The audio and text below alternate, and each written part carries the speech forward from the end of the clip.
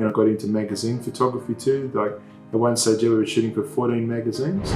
If they had have worked with us from the start, that problem could have been resolved. If you add a little bit of extra value, especially value the customer wasn't expecting, then you're home and hosed. There's all these things, and I know all this up here because I've done it. I've done over 2,000 weddings now. Like I know my job back to front.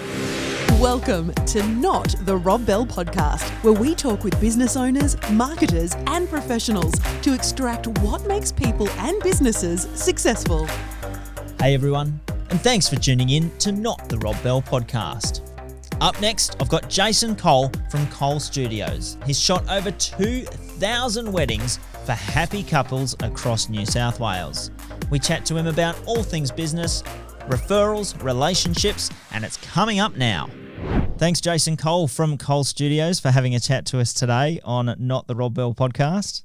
It's really great to see you again. It's been a while. Pleasure to be here, Rob. Thank you very much. So one of the reasons I wanted to have a chat to you today was around your studio, Cole Studios, and you've been operating now for over 20 years and one of the premier wedding photographers down in the Wollongong area. Can you tell us a little bit about how you got started and just kind of how you got to starting your wedding photography business? Well, I used to be an engineer before I was a photographer, and I basically had a 3-year changeover from photography to, from engineering to photography. I had a friend who wanted a wedding photographed, and I said, yep, sure, no worries, I can do that, not having no idea about like the complexity of shooting a wedding. So I went and shot it, and it was really good, and she was really happy with the photos.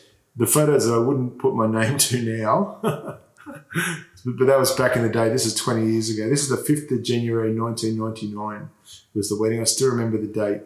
And we were down on the Mornington Peninsula, down at the bottom of Melbourne.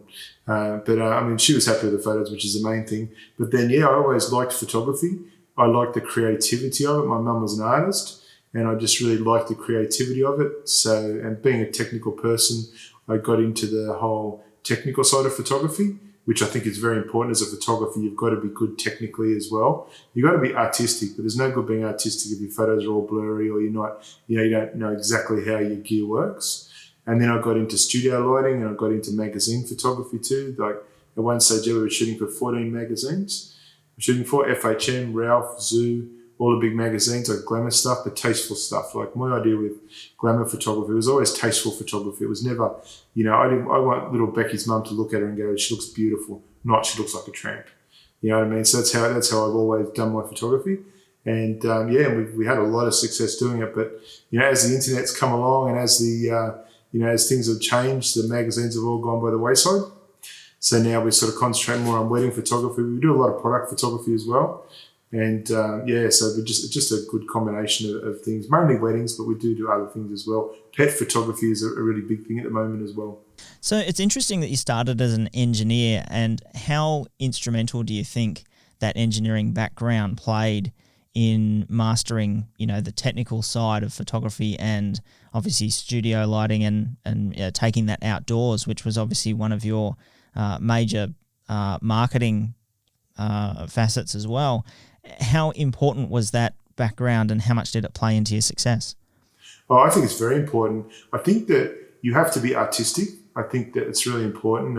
Like I said, my mother was an artist, so you've got to be artistic. I always used to joke with my mum, I get all my artistic side from my dad. She goes, your father hasn't got an artistic bone in his body, and she used to get all upset. But I was only joking, and she knew that, my late mum. But I think that the artistic side is very good, but I think you need to have that technical side as well. Like you need to be able to look and go, okay, like I can work out apertures, ISO shutters in my head. I can look at a scene and go, okay, I'm going to shoot this at 1/200th of a second. I'm going to shoot it at ISO 400. I'm going to shoot it at f2.8 because I want a depth of field. And I'm generally pretty spot on with my calculations. But then at the same time, I also look and I think, okay, well, I want to shoot at 1/200th of a second, but my studio lights only sync to 1/160th.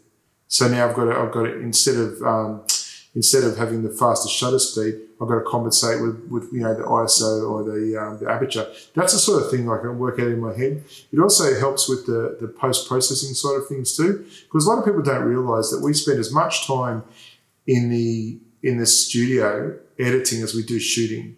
So an 8-hour wedding is generally an 8-hour edit as well. brightening, darkening, color correcting, doing all the fine tuning that goes with a wedding to make it look professional. We always set the exposure, like in Lightroom, which is a program we use from Adobe. We use the exposure for the face.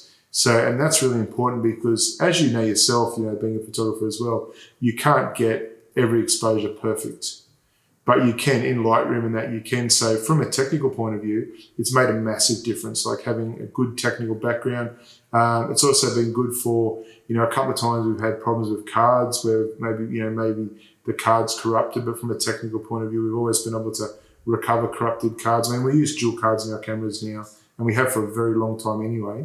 But we had the corrupted cards. So having technical knowledge, like computer knowledge and stuff, makes a massive difference to your process. And also, like from the social media online point of view as well. Like I guess from a marketing point of view, it's good to have good, strong social media skills to be able to, I guess internet skills to be able to, update our own website, to be able to, get your Instagram, get your Facebook, get Twitter, all that sort of stuff happening regularly.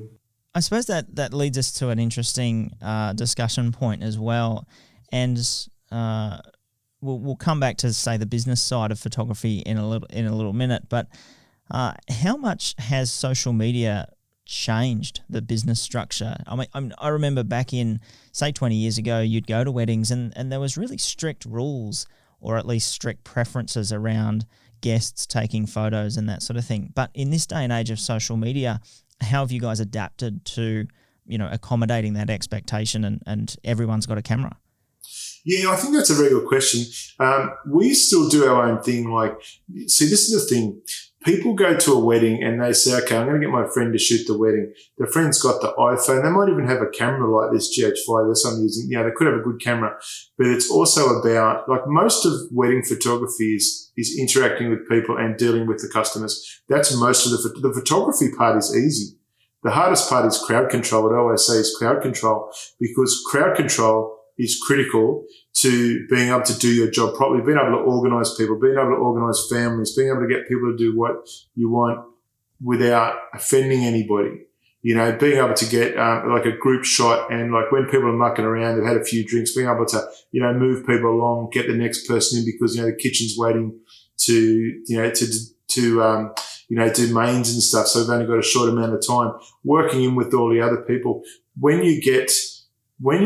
your sole job is the wedding photography, you're going to get the job done properly. When these people get their friends to shoot it, they might get, who knows, the friends get in the way of everybody else. They don't get the shot. They get involved because they're emotionally connected to the wedding. They get involved, and next thing you know, they're going, oh, as the first kiss happens, but they don't take a photo of it. You get your uncle that does the video that's got his like little handy cam, but then he's only got one battery, and then half an hour into it, the battery goes flat. So that's the end of their wedding video. And then you see back at the reception where he's upright against the wall of the wedding because his cord's only 6 foot long, and he's up against the wall trying to record from the wall. And so the audio is terrible. The video is terrible. It's just, you get what you pay for. You very much get what you pay for. But I think from a social media point of view, social media has very much changed how we do work. Like I've always been a person that's been very, very like, I have a bit of, my wife will tell you I have OCD. I like stuff to be done properly, but even more so now in the days of social media, because if you make a mistake, the smallest mistake, a lot of people these days, instead of saying, hey, Jason, I'm not happy with this, can we fix this? And 99 out of 100 times we can. Or, sometimes just, like yourself, anything that's, if you talk to people and you have dialogue with people, 99% of things can be resolved just by talking to people. But this day and age with social media, people are the first ones to get on and go, 1 star, I'll give you a good example. On our website, on our Google, we've got 115 reviews now and 114 5-star reviews. 114 5-star reviews. We've got one star review from a customer. It wasn't even from a wedding, it was from a newborn shoot, because the photos wouldn't fit in the certificate frame she bought to put them in. Now, if she had have called us, we would have said, okay, well, they're not going to fit. We would have recommended some frames. We would have even reprinted them, but instead they just got straight onto Google and gave us a 1-star review. Straight on Google. That's all they did, without even, there wasn't even any communication. And then said that we wouldn't talk to them after, which we would have talked to them. It's just a case they didn't communicate. And when we finally did get onto them, they're abusive. And after that, I thought, well, you know what? Once people get to that stage, there's nothing you can do. But what my point there is if they had have worked with us from the start, that problem could have been resolved. Because, I mean, she had a couple of 11 by 14 photos in her package, in her newborn package. Who gets an 11 by 14 photo from a photographer and doesn't put it in a nice frame?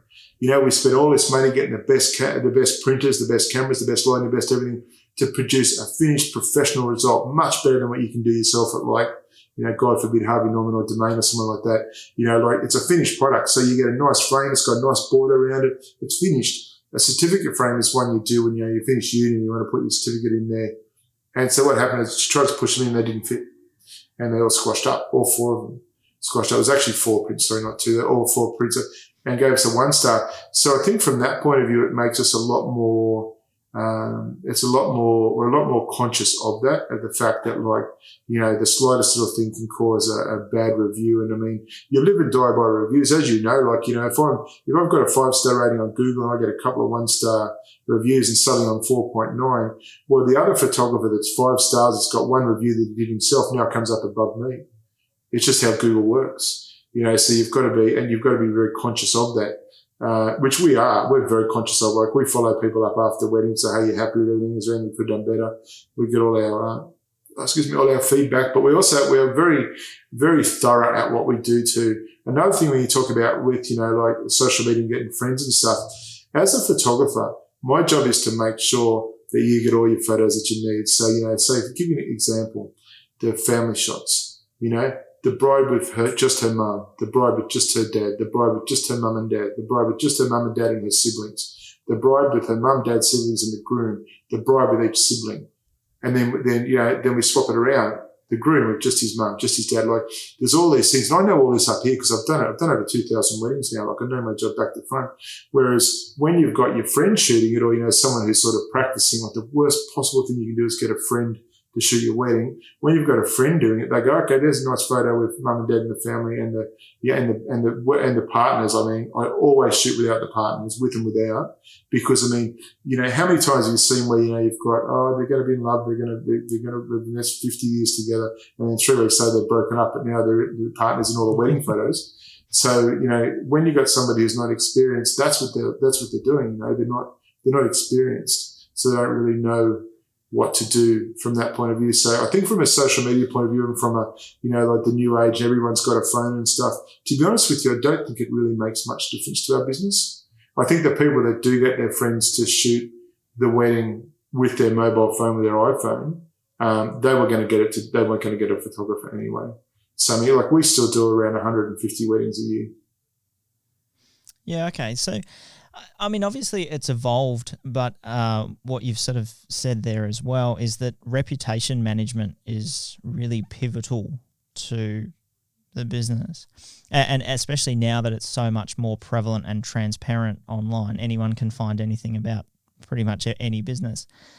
How do you, I know that you run a second photography team to cater for the sheer volume of weddings that you book. How do you manage that from a reputation standpoint, hiring people and ensuring that they're maintaining the brand and those values, those values that you are putting across on your brand? I'm very fussy, extremely fussy. We have the same 3 photographers that have worked for us for about probably 7 or 8 years now. The same 3 photographers. I'm very, very fussy. Like, the guy that runs our second team, Anthony Edwards, he actually shot my wedding. And Anthony was with me for 2 years. He was with me and I taught him every aspect of what we do. I made sure he had the right personality for it as well, which he does. He had a lot of training before we put him out on his own team. And when he had his own team, when he started on his own team, he used to have cue cards. He'd have, like, you know, cards to go through to make sure everything was done properly. And that's why it's so hard to find another. Like, we could easily have a third team. And also, I also am the one that is responsible for the final edit. And that's probably the most important thing, because sometimes, you know, you look and you think, oh, it's not a bad shot, but it's not great because the composition's not right or, the background's too dark. But because I do the final edit, when the customer sees the final product, it's beautiful. It's exactly like I would have shot. So that's a thing. And you've got to have good photographers. It's very hard to find good photographers. Like the three guys we got now, Bobby, Tony and Anthony, they are superb photographers. We've got a couple of other photographers too, which will stand in, which are really good photographers too. But these guys know exactly how we shoot back to front. And they've got different styles too. Like Bobby Kidd is more of an arty sort of photographer. He works on my team. Anthony and Tony work on the team too. And Bobby's a really arty guy and he has a very, very different style to what I do. So it sort of complements each other. And same with Tony and Anthony. They've got very different styles as well. But at the end of the day, we still know that we've got certain shots we have to get at every wedding. We've got to get those portraits. A simple thing like a portrait. A lot of photographers don't do portraits anymore. Like just, 3/4, just a portrait of bride and groom, just something that mum and dad or nan and pop are going to put up on their wall at home. They do all these arty shots, but they don't do a simple portrait. We do both. We do the arty and we do the portraits as well. And I think it's also from just years and years of talking to people, feedback. And every time we get feedback, I think, you know what, that's a really good point. We put it into our product. I think it's really important. And we also use the mobile studio light too. So the mobile studio light is a very, very different sort of lighting to what any other photographer used. It comes back from the magazine photography days. But a lot of people look and they say, that background's been photoshopped or it's fake or whatever. It's not. It's just about good lighting. It's about having really, really good lighting. We use a Broncolor Averso, best you can buy. And so obviously the studio lighting aspect, as you just mentioned, does come back to that magazine history, and but it creates a very distinct style for those formal portraits. And I've seen them. You can blow them up on the wall and make them look phenomenal and a real centerpiece of a room. But how important is having an edge to your style in terms of cutting through the competition in such a competitive space? I think it's very important. I think that's the studio light. The studio light, we have a product that nobody else has got. There's no other photographer that uses a studio light. There's other photographers who use studio lighting, but nobody else uses studio lighting like we do. Nobody. No one uses a Verso. I'm the only photographer that uses it anywhere in Sydney. No one else uses it. And the beauty about the Verso as opposed to other studio lights is a very, very bright light. So from a photography point of view, like I can shoot on a blue sky, a really bright blue sky, get a perfect exposure at like f/16 at 4 meters. No other photographer can do that. So you can produce a photo that's just really different, something that people put on the wall and go, wow, that's really cool. And if you angle the light a bit to the side, well, you can get beautiful depth in your photo as well. No other photographer can do that. But where we went wrong, we did go wrong for about 2 or 3 years.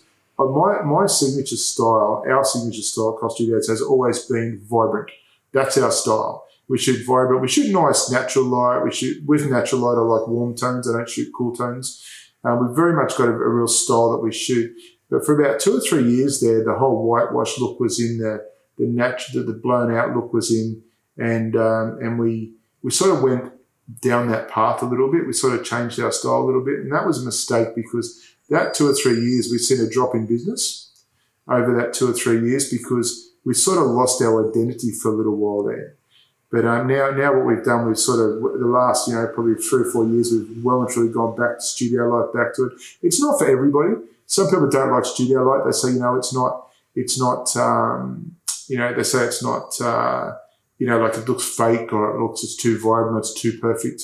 That's fine because, you can't keep everybody happy, but we've got our niche set of the market. And like when our customers get the photos back, I love it. Like I get a message on, wow, got the photos amazing. Like I cannot believe the color, and everyone loves it. Everyone just keeps looking at them and just going, wow. And that's what you get from like a studio light. And obviously the skilled photographers to shoot the studio light as well because it's all manual. There's nothing auto in studio light, nothing auto anywhere. So you've got to know how to do it, but that's very much our signature style. And since we've gone back to the studio light as our signature style, we've gone back up to like 145, 150 weddings a year. Whereas when we sort of lost our identity, we sort of dropped down to about 85, 90 weddings. We dropped a lot because we lost our identity, which I think is important for any photographer to have their identity and to own that identity. And don't change. Like they say, you should change with the times and stuff. I don't really agree with that. I think the styles change, but I think I don't really agree that you should change and follow every single style. Look at whitewash. For a couple of years there, whitewash was so in. There's no contrast, like desaturated, no contrast photos. They've come and gone. Now, but the people that have had the whitewash photos have now got them forever. A beautiful colour photograph, well composed with, blue sky, white puffy clouds. That will never date. It'll never date because you know why? The sky never dates outside. The sky is always like that. That's where we market our photography, that it's not going to date, which I think is really important. And obviously, attention to detail, to OCD. We love our OCD at Cole Studios. So I certainly agree that having a signature and staying true to that aspect of your business is important. And even though the sales drop off to say 90 weddings a year is probably the envy of a lot of wedding photographers, even at that level, it's certainly a drop compared to what you're used to.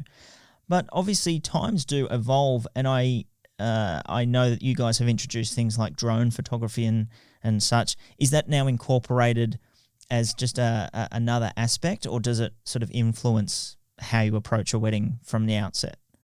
Yeah. Well, the drones are very popular. Like everybody asks for drones now, like at weddings and stuff. Like there's a lot of places you can't fly. There's a lot of restrictions. Even fully licensed, there's a lot of restrictions. And basically, if I wanted to fly down the harbour, I can fly, but I have to get a permit. Takes the council 10 days to ticket, and I've got to pay them. I think it's around $800 or $900 for the permit just to be able to fly the drone to take a photo. So that makes it like just not economical. You just can't. You can't do it. You can't do it at that price. It's just not economical. So but from a drone point of view, the drone has definitely changed how we do things. Definitely, it's an evolving technology as well. I don't think the quality of the drones is there yet. Like I think that unless you're talking, like say Inspire 2 with an X7, which is like a $20,000 drone, I don't think the actual quality is there yet. I think the Mavic 2, which we use, is a good quality drone, but it's nothing like one of these SLRs, not even close to it. Sure. And so speaking of evolution, I understand that your wedding photography business started working from home, and then you've evolved into a studio. Can you tell us a little bit about that process and how that came about, and sort of the challenges of doing that as well? Yeah, well, we at first I started working from home, but then we sort of found that we ran out of space. That was probably the main thing, and we also wanted to have more of a dedicated area, like a work area, like where you go to work, you come home, you have your family time at home. We wanted to have that dedicated area. We weren't interested in having a like all in one, because then you're just always working all the time. So we looked and we found a space which was about $3,000 a month. So for $3,000 a month, that you can pretty much double that by the time you pay utilities and everything else. So you've got to make the work. You got to get the work to be able to afford the studio. We shared the studio with a videographer, with Shane Hintzcap Sheer Videography. We shared the studio because we have a mutual product. Like, I do weddings, the photography, he does the video. So we sort of complemented each other too. It's kind of like economies of scale. So you save money by doing that as well. With the video though, we also, I think because we do complement each other, it also helped like things like with the rent and stuff. I think it gave us more of a like professional outlook as well. Like instead of going to someone's house, you're going to an actual studio now. So I think and to be honest with you, where we were before, we didn't own the place, we were renting it. So we couldn't really do much modification at home. Like I think it's fine to work from home and like have your, say you've got a nice big garage, set it all up properly, put a proper floor in, put backgrounds, put it in, make it like a proper studio. That's fine, and a lot of people do that. The issue we had before doing that was that we didn't own the place, we only rented it. So, and you can't, no landlord's going to be happy pulling walls out when, Sure. And then you got to put it all back together. So that was sort of the issue that we had before. But now that we own our house, we are looking at doing that. Actually, I'm looking at working from home again. That's going to be, we haven't made that announcement yet, but we're looking at doing it possibly as a product. I think that, one thing that we find too these days especially with the quality of cameras, is that almost everybody is a wedding photographer. Like, they go into JB Hi-Fi, they buy their whatever, their $1,500 camera, and then up pops Joe Blow wedding photography. And it's not until after the product, till it's finished, that people look and they go, well, it's garbage, but at that time it's too late. Like once the wedding's finished, it's done. It's over and done with. So that's something that we sort of compete with as well. Is so you've got to keep your pricing down. The only way to keep your pricing down is to keep your overheads down as well. Because at the end of the day, you're still going to make a living. Like, profit is not a dirty word. Without profit, none of us have got jobs. No, of course. I guess that's where it comes back to this, like the reputation and the collaboration as well. How does that extend through to, say, wedding venues and partners in that aspect? Do you find a lot of sort of joint business, or at least referral business, coming from these guys because they know that you will help that wedding, look great and everybody wins and all the customers are happy? Yeah, very much so. Very much so. We're the recommended photographer at Panorama House. And Panorama House is one of the busiest venues in Illawarra. Other places recommend us as well, but it's kind of a little bit cliquey as well. Like, some of the places have got their photographers, I guess, like Panorama House with us. Like, they love us and we look after them, they look after us. Like, we refer work up there too. But I only refer work to people that I truly believe in. Like, I don't know, it wouldn't matter how much money you had. If you come to me and said, I've got X, Y, Z and I want you to refer it to us and we'll give you a kickback, I would just say no, because your reputation is much more important than a kickback. And I never take kickbacks from anybody. Like, we recommend, like, say, Jacinta Hanson, Sarah Tuckey for hair and makeup, and for, those girls do a fantastic job. Your wedding's finished on time, you're on your ceremony on time, you get your photos, everything's done on time, it all works well. So, but I've never taken a dollar from either of those girls. We don't make anything from it. They make, they do very well from us. We don't make anything. The reason we recommend the people we do is because they are the best at what they do. It's the same with the reception centres too. Like, Panorama House, we get half our work from Panorama House.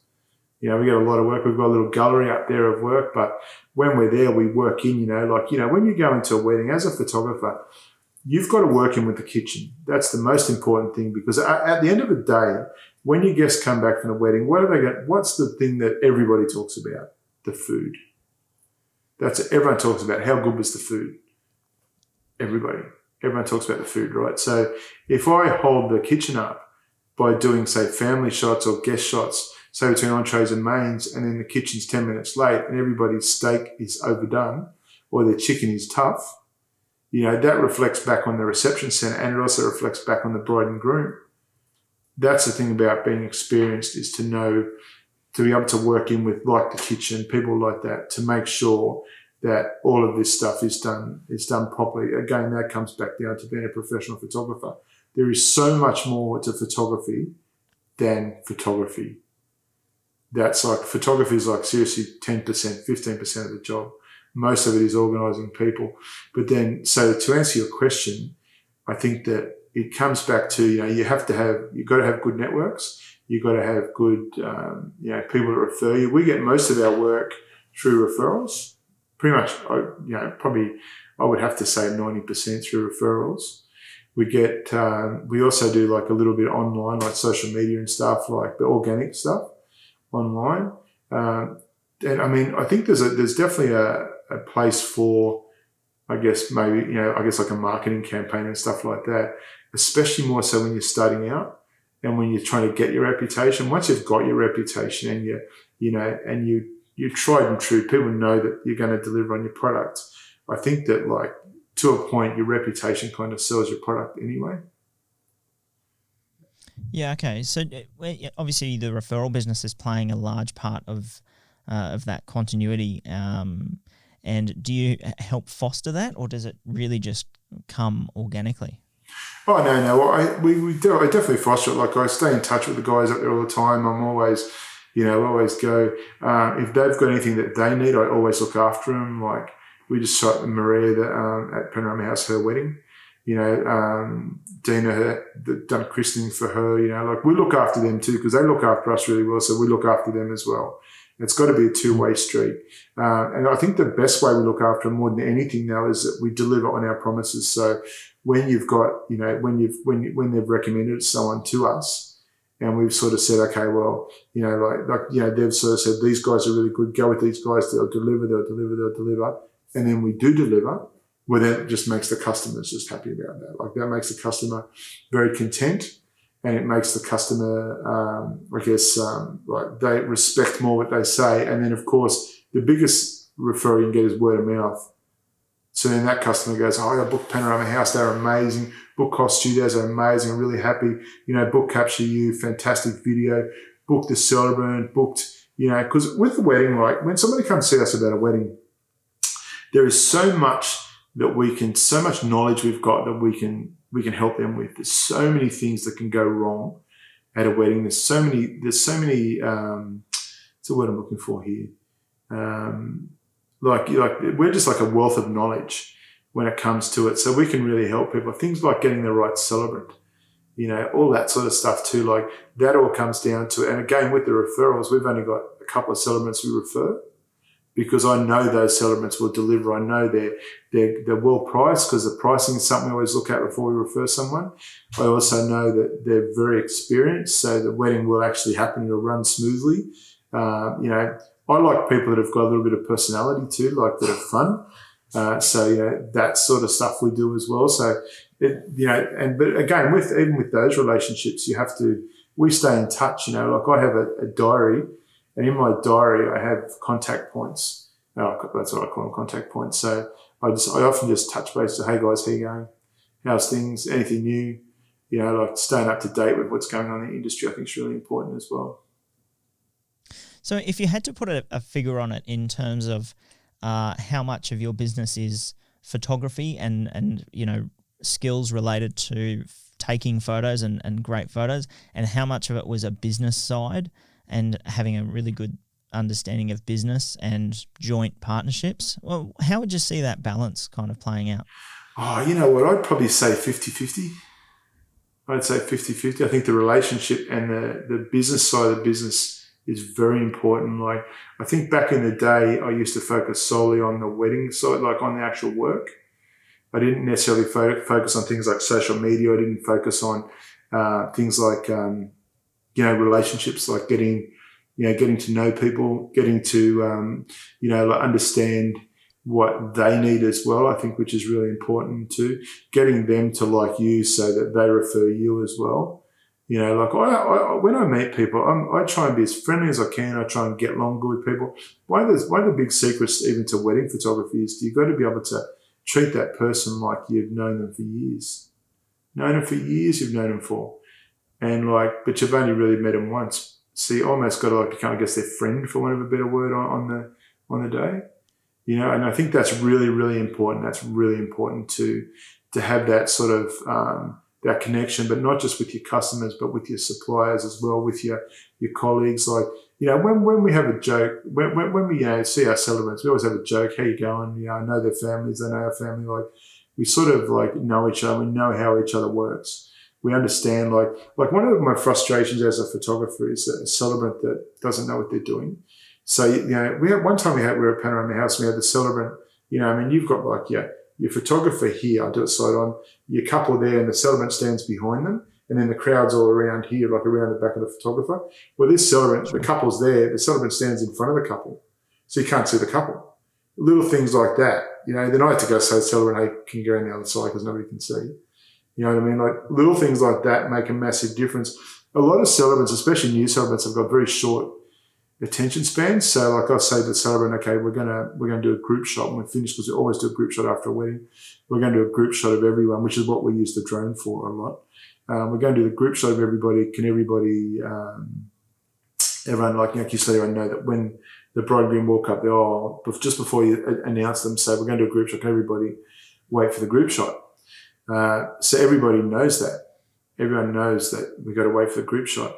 But then the celebrant sends everybody off and doesn't say there's going to be a group shot.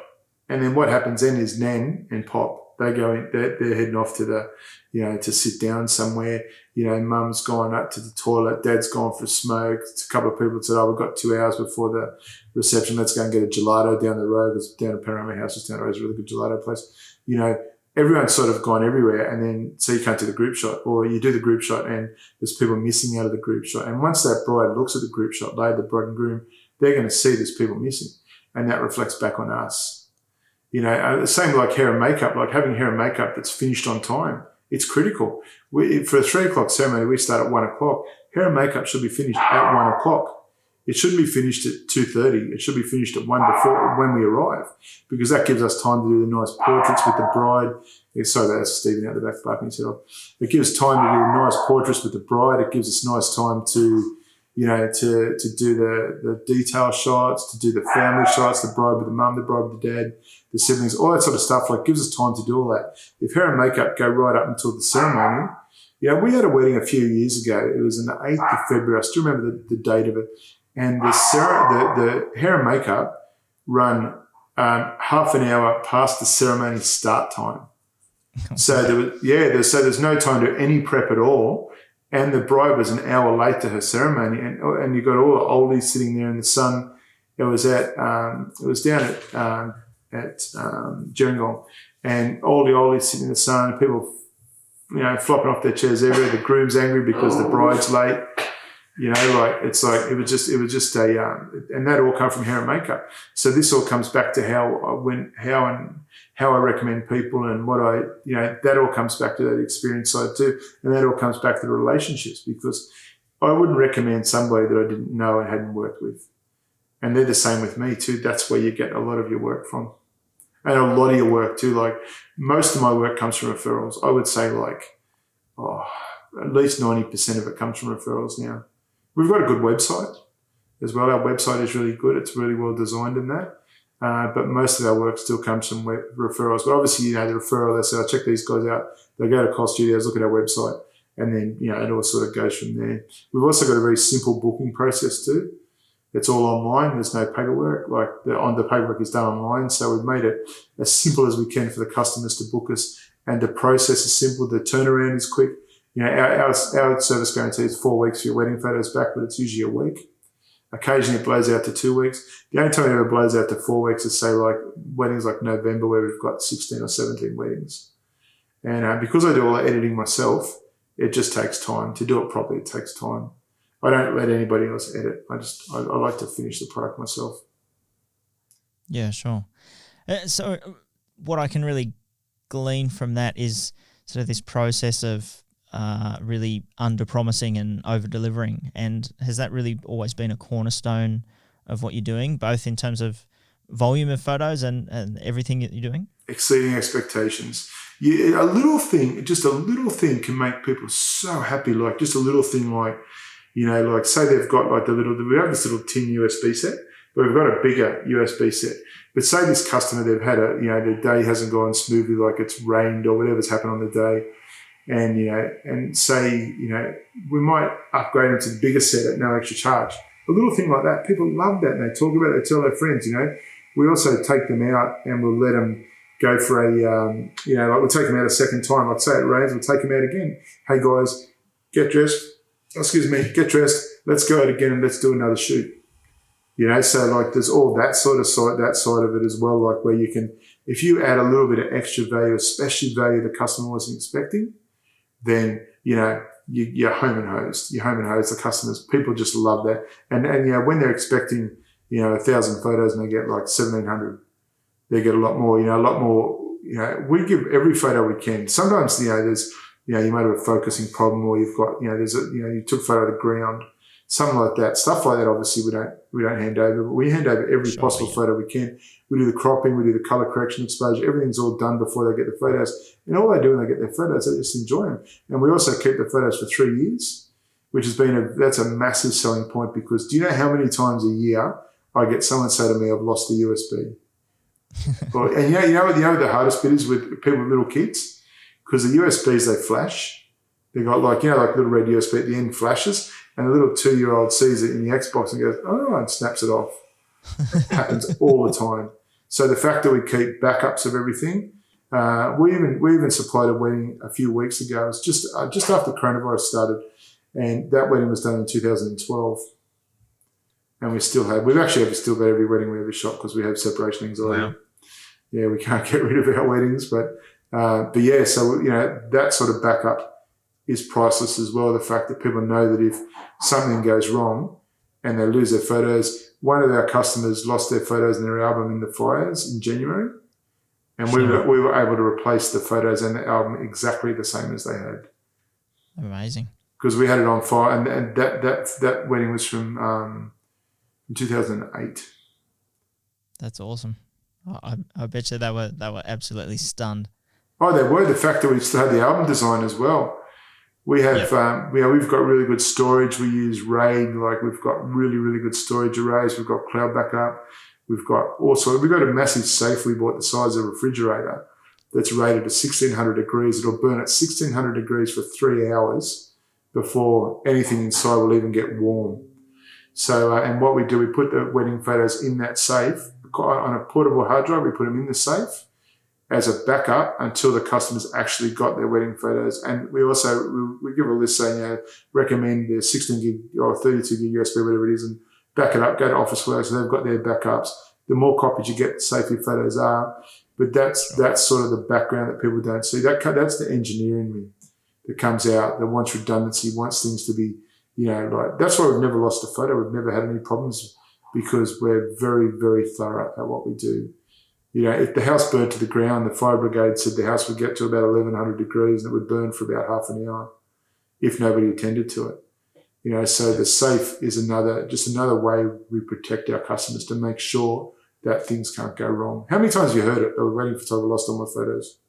How many times have you heard that over the years, With us, it just can't happen. We are way too thorough. There was one time years and years ago, only happened once, where I was in Martin Place and left my camera bag behind.